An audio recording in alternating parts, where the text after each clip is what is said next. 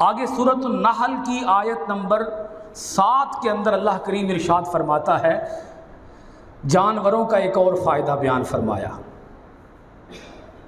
وَتَحْمِلُوا أَثْقَالَكُمْ إِلَىٰ بَلَدٍ لَمْ تَكُونُوا بَالِغِيهِ إِلَّا بِشِقِّ الْأَنفُسِ، اور یہ جانور اٹھا لے جاتے ہیں تمہارے بوجھ ان شہروں تک جہاں تم نہیں پہنچ سکتے، ان شہروں تک جہاں تم نہیں پہنچ سکتے، الا بشق الانفس، مگر سخت مشقت سے۔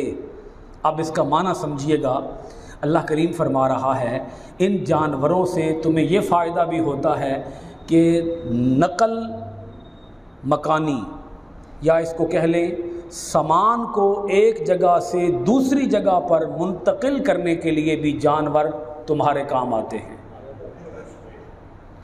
اللہ پاک فرماتا ہے یہ جانور ان جگہوں پر اٹھا کر لے جاتے ہیں سامان جہاں پر اگر تمہیں اٹھا کر لے جانا پڑے تو تمہیں نانی یاد آ جائے، تمہیں لگ لو جائے اگر تمہیں خود اٹھا کے لے جانا پڑے۔ اور یقین جانیے کئی جگہیں ایسی بھی ہیں جہاں گاڑیاں نہیں جاتی، وہاں جانور ہی سامان اٹھا کر لے جاتے ہیں۔ صحرائی علاقہ ہو، ریتلی زمین ہو یا پہاڑی علاقہ ہو، اور سڑکیں نہ ہوں، اور بلند و بالا جگہوں پر، بلند ٹیلوں پر، اونچی پہاڑیوں پر اگر سامان لے کر جانا ہو تو وہ رب فرماتا ہے جانور ہی ہیں جو تمہارے کام آتے ہیں۔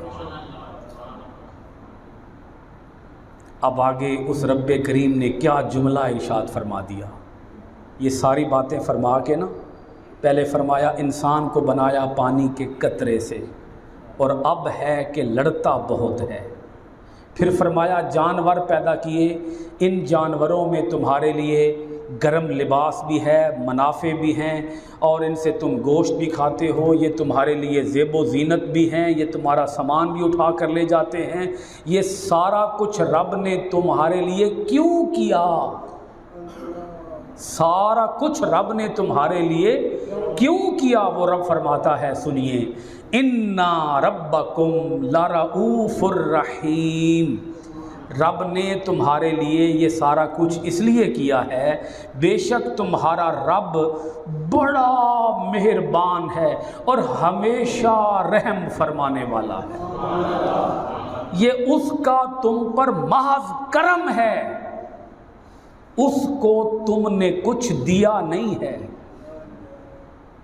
اس کو تم نے کچھ دیا نہیں ہے، وہ لینے والا ہے ہی نہیں، وہ تو دینے والا ہے، وہ کسی سے لینے کا محتاج بھی نہیں ہے، وہ سارے خزانوں کا خود مالک ہے، وہ تم سے کیا لے گا؟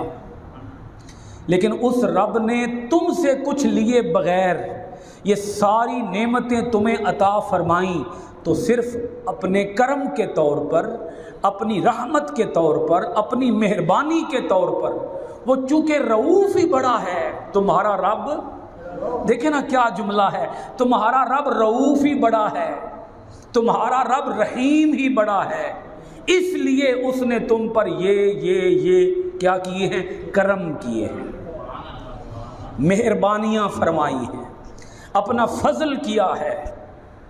سورۃ النحل کی آیت نمبر 8 کے اندر اللہ کریم نے باقاعدہ طور پر جانوروں کے نام بھی ذکر کیے۔ میں قربان جاؤں اپنے رب ذوالجلال کے کلام پر، جانوروں کے نام بھی ذکر فرمائے، فرمایا والخیل، اب سنیں اللہ کا کلام، والخیل والبغال والحمیر لترکبوها وزینہ، اللہ پاک نے فرمایا اس اللہ نے پیدا کیے تمہارے لیے والخیل گھوڑے، والبغال خچر، والحمیر گدھے۔ کون نہیں سمجھ آئی ہیں؟ کتنے جانوروں کا رب نے نام لیا؟ کون کون سے؟ گھوڑے، خچر، گدھے۔ تسی سبحان اللہ بھی کوئی نہیں کیا ہائے ہائے ہائے، اللہ نے تمہارے لیے پیدا کیے گھوڑے، خچر، گدھے۔ کیوں پیدا کیے؟ ان میں کیا ہے؟ فرمایا لِتَرْكَبُوهَا، تاکہ تم ان پر سواری کر سکو۔ تمہیں سوار کرنے کے لیے رب نے تمہیں جانور دیے ہیں، خچر، گدھے، گھوڑے عطا کیے ہیں تمہیں تاکہ تم سواری کرو۔ اتنا ہی کافی تھا؟ آگے اللہ کریم نے ایک اور بات فرمائی، فرمایا وزینہ، وزینتن، کیا معنی اس کا؟ ان جانوروں میں تمہارے لیے زینت بھی ہے۔ بولیے کیا ہے؟ زینت کیسے ہے؟ اب بندہ گھوڑے اتے بیٹھا ہوئے نا جی، پھر پتہ لگتا ہے بندہ شے کیے۔ گھوڑوں، گدھوں اور خچروں پر پیغمبروں نے سواریاں کی ہیں، سواری کرنا کوئی عیب نہیں ہے۔ آج کل ہمارے ہاں سیرگاہوں کے اندر لوگوں نے گھوڑے، خچر، گدھے رکھے ہوتے ہیں، ہاں ان کے اوپر لوگ پھر بیٹھ کے اپنی تصویریں بناتے ہیں، تو زینت تو بڑھتی ہے نا جی، لوگ اسی لیے تصویریں بناتے ہیں، پھر زینت بڑھتی ہے، انسان کا وقار بڑھتا ہے، انسان کی شان بلند ہوتی ہے۔ اور اگر آج کل کے اس دور کی بات کی جائے، اللہ کریم نے آگے وہ بات بھی فرمائی ہے، گاڑیوں والی بھی، موٹر کاروں والی بات بھی اللہ کریم نے بیان فرمائی ہے۔ وہ رب ہے، چھوڑتا نہیں ہے کوئی بات، اسے پتہ ہے قیامت تک کیا کچھ پیدا ہوگا۔ اس نے سارا ذکر کر دیا ایک ہی جملہ بول کر، راکٹوں کا ذکر بھی کر دیا، جہازوں کا ذکر بھی کر دیا، کاروں کا ذکر بھی کر دیا، ٹرینوں کا ذکر بھی کر دیا، بسوں کا ذکر بھی کر دیا، راکٹوں کا ذکر بھی کر دیا، توپوں کا ذکر بھی کر دیا، سارا ذکر فرما دیا۔ اس دور میں جتنی ٹرانسپورٹ ہے اللہ نے ہر ٹرانسپورٹ کا ذکر کر دیا ہے۔ کیا بول کر؟ سنیے ذرا، وہ رب فرماتا ہے وَيَخْلُقُ مَا لَا تَعْلَمُونَ، اور پیدا فرمائے گا اللہ ایسی سواریوں کو جن ابھی تم نہیں جانتے۔ یعنی جب قرآن نازل ہو رہا تھا تو اس وقت اللہ پاک نے فرمایا اے لوگو سن لو، آنے والے وقتوں میں کچھ اور سواریاں ابھی پیدا اللہ فرمائے گا، اور سواریاں بھی کریٹ ہوں گی، اور سواریاں بھی تخلیق کی جائیں گی۔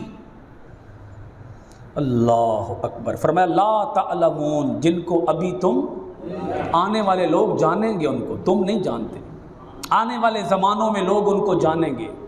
ابھی بھی ہمارے وقتوں میں جو کچھ ہے، آنے والے وقتوں میں ہو سکتا ہے خدا جانے کیا کچھ ابھی اور پیدا ہوگا، کریٹ کیا جائے گا، ایجاد کیا جائے گا، دریافت کیا جائے گا۔